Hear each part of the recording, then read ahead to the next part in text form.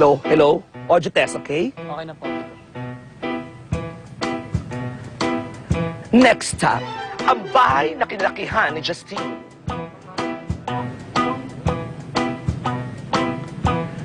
Kung saan nakatira dito ngayon ang lola ni Justine na isang retired agriculture professor from a state university at ang kanyang ina na dating ballet dancer na ngayon ay isang plain housewife na lamang.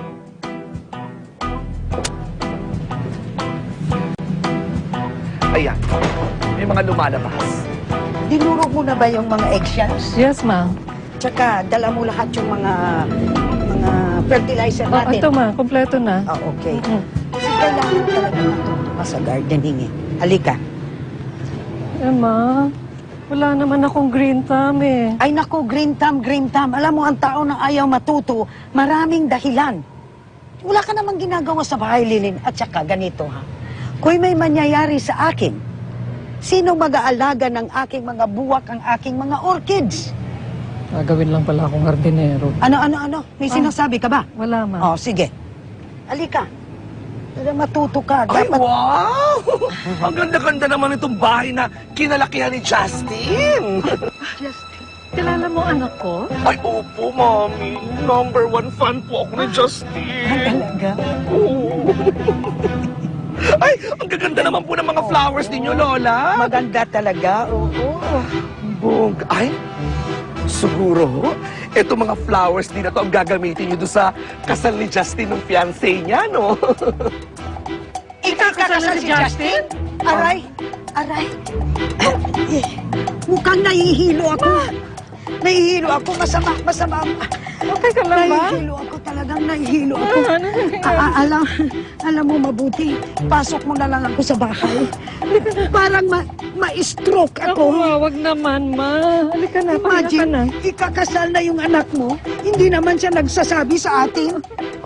Diyos ko. My God, what's happening? Hindi nila alam na ikakasal na si Justine. Exclusive ito! Halika!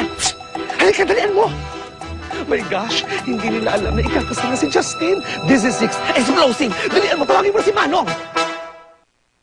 And they lived happily ever after. Ayan! Ayan, meron na akong bagong nobela. Kailangan ko na lang dumalo sa publishing company ko at ma-print ang libro ko. Okay. Tulog muna ako. Oh, Jessie. Welcome back, Prinsipe. Ba't nandito ka sa labas? Pumasok ka na. Makahamugan ka na naman yan eh. 5 minutes lang. Oh, Are! bakit nasa sa'yo na naman tong sing-sing ko? Tahan mo nga ako. Nakita ko dun sa basurahan eh. Kaya ako nga tinapon yan dahil ayaw ko nang makita yung sing-sing na yan. Ayun na nga, tinapon mo na nga siya. Ayaw mo siya makita. Andun na sa basurahan, nakita ko, pinulot ko. Akin na yun. Hindi pwede. Ay! Akin yan eh. Ingat! Masakit, ah! Tinapong ko na to. Pag tinapong ko, ibig sabihin nun, tinapong ko na. Uy! Pwede sa susunod huwag ka pakikilap sa basura ko.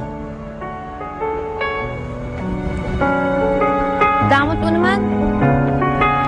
Kapag nakabenta ako ng belo ko, bibili ako ng singsing ko. Kala mo, hindi ko kaya bumili ng singsing? Sana mabayaran mo muna utang mo. Sabay, lahat. Sabay ko gagawin yun. Babayaran ko ang utang ko.